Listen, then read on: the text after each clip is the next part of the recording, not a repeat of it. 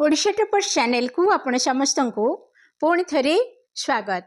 तो पिला माने जगन्नाथ पाखरे प्रार्थना करी जे मोर सबु पिलांकर रिजल्ट भल होता।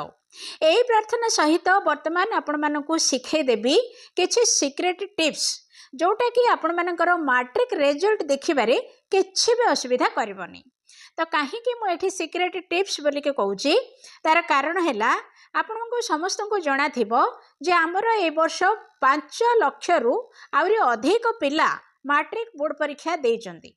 आउ एबे जेतले आमर रिजल्ट आसीबो एई जो 5 लाख पिला अछंती ए पिला माने निजे ता सहित सेमानकर माँ बापा भाई भौणी सांग साथी जो माने भी अछंती समस्ते निज निजर मोबाइल और लैपटॉप व्यवहार करिकी गोटे ही वेबसाइट को खोजिबे।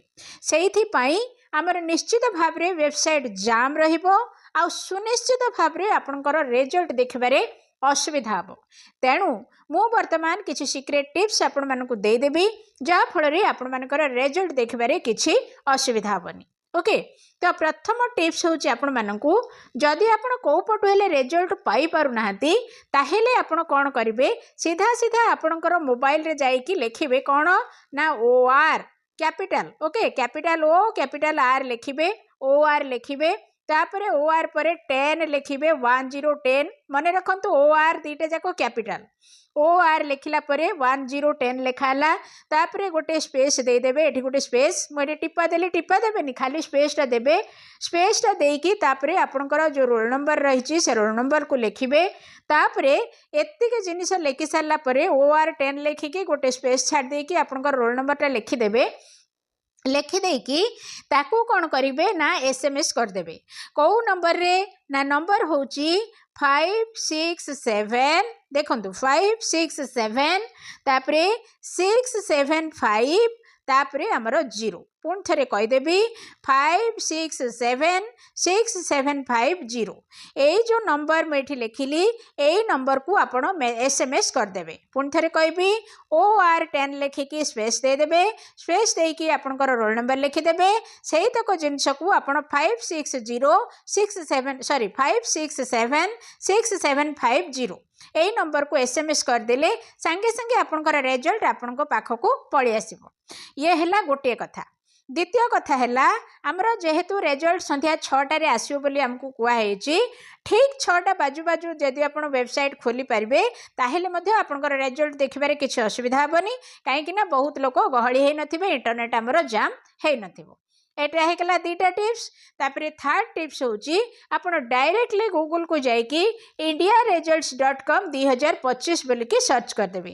सर्च कले संगे संगे ता तळे एटी देखि पारथिबे लेखा लाणी हमर indiaresults.com ए भला लिंक आसी जबो आपन को पाखु। सेही लिंक आसिला परे आपण टिक्के नांकु तळको स्क्रोल करके गले एटी प्रथम रे ही हमकु ओडिसा बोल के लेखाई की रेखा लेखाई की रहिथिबो सेटा देखा दबो। से ओडिशा उपरे आमे कोन करबा ना क्लिक कर दबा। ओडिशा उपरे क्लिक कर देले संगे संगे हमकु एमतिया सब देखा दबो। एई भलिया देखा देला बेलकु मझिरे मझिरे हमर एमति एडवर्टाइज आसीबो। जदि एडवर्टाइज आसीबो ताहेले देखंतु मोर एटा बैक हे गला। ए जो ओडिशा हमर एठी रहिची ए ओडिशा उपरे क्लिक कर दबा आमे। त मो एबे ओडिशा उपरे क्लिक कर देल। देखंतु ओडिशा उपरे क्लिक कला परे हम पाखु एई भलिया पेज गोटे खोला हे कि आसीबो। यही भाया पेज खोला है कि आसला परे आपण आउ टिके कोन करिवे आउ टिके तळको जिवे। आउ टिके तळको गले एटी देखंतु लेखा है हमर प्रथम रे ही लेखा कि रहिची board of secondary education Odisha. यार ऊपर आपण क्लिक कर देबे। आउ किछि समय परे एटा अपडेट दे देबो। तो यार ऊपर क्लिक कर देले एटी देखंतु लेखा है ओपन बोली के लेखा होची। एटा हमर आडटा एटा के ओपन करिवेनी। एटी जो हमर रहिची जो क्रॉस चिन्ह रहिची ए क्रॉस चिन्ह ऊपर क्लिक कले ए आडटा पळेबो आ ऊपर क्लिक करिवेनी। ओके, तो देखंतु म ताको हटे देली एबे एठू से गला परे हमर जोटा आवश्यक जोटा हमको रहिची सेटा हमर पळे आसिला। पुणी आ गोटे मध्ये आड आसी जाउची हम पाखु जो आड आसीबो से पाखरे थिबार क्रॉस चिन्ह ऊपर क्लिक करके ताको हटे देबे। तो देखंतु आसी गलानी हमर annual HSC result 2025 now available बोली कि लेखा लानी। तेणु मध्यमार माने रिजल्ट मध्य अवेलेबल हेलानी।